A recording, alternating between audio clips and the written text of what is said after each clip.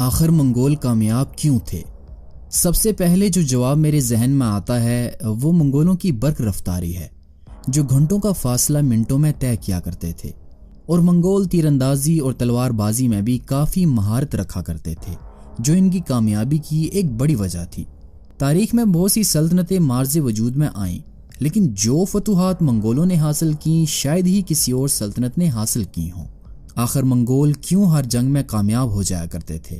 چلیے دیکھتے ہیں کہ منگول حملے سے پہلے کیسے لشکر کی تیاری کیا کرتے تھے۔ منگولوں میں ایک قبائلی مجلس جسے کرولتائی کہا جاتا تھا منعقد ہوتی تھی۔ یہ کرولتائی منگولوں کے دارالحکومت کراکرم میں ہوا کرتی تھی۔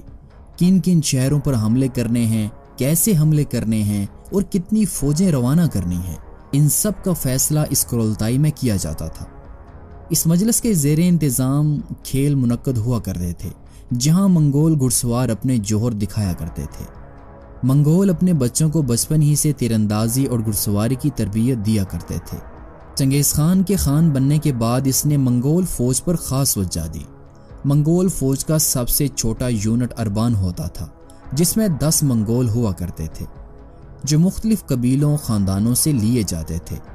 ان میں منگول خان کی وفاداری کوٹ کوٹ کے بھری جاتی تھی، یہاں تک کہ سونا بھی ان کی منگول خان سے وفاداری تبدیل نہیں کرا سکتا تھا۔ اس اربان یونٹ میں میرٹ پر پروموشن کی جاتی تھی۔ اگر اس یونٹ کا ایک سپاہی بھی جنگ کے دوران بھاگ جاتا تو باقی کے 19 سپاہیوں کو خان کے حکم پر قتل کر دیا جاتا۔ جنگ کے دوران ہر منگول جنگجو کے پاس 3 سے 5 گھوڑے ہوا کرتے تھے۔ جب ایک گھوڑا تھک جاتا تو منگول چلتے گھوڑے سے دوسرے گھوڑے پر سوار ہو جاتے۔ اس یونٹ کے سپاہی ساری زندگی خان کے لیے وقف کیا کرتے تھے۔ اس کے بعد 10 اربان یونٹ مل کر ایک زیگن یونٹ بنتا تھا، جس میں 100 منگول سپاہی ہوتے تھے۔ پھر 10 زیگن یونٹس مل کر ہزاروں سپاہیوں کی ایک رجمنٹ بنتی تھی، جو کہ مینگم کہلاتی تھی، اور 10 مینگم یونٹ مل کر 10,000 جنگجوؤں کا ایک بڑا دستہ بنتا تھا، جو کہ تومان کہلاتا تھا۔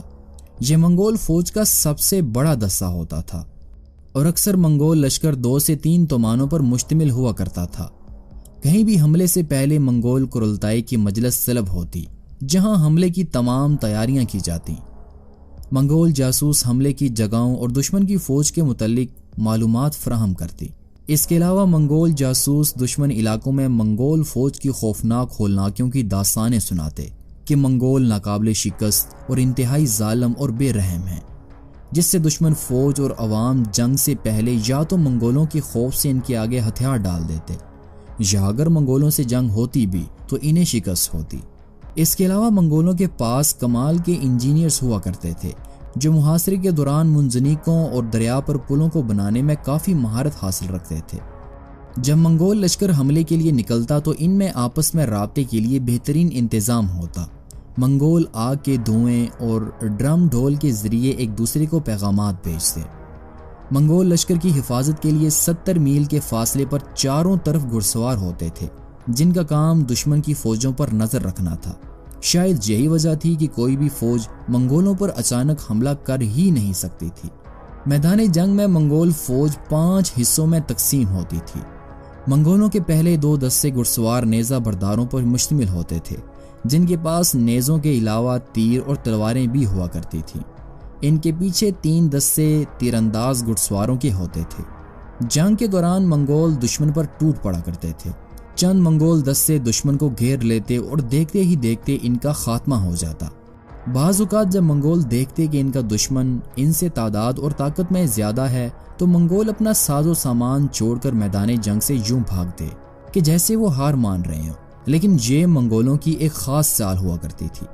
جب دشمن منگولوں کے چھوڑے ہوئے مال کو جمع کر رہا ہوتا تو منگول پہلے سے زیادہ برق رفتاری کے ساتھ ان پر حملہ کر کے انہیں اسی دوران ہی ختم کر دیتے۔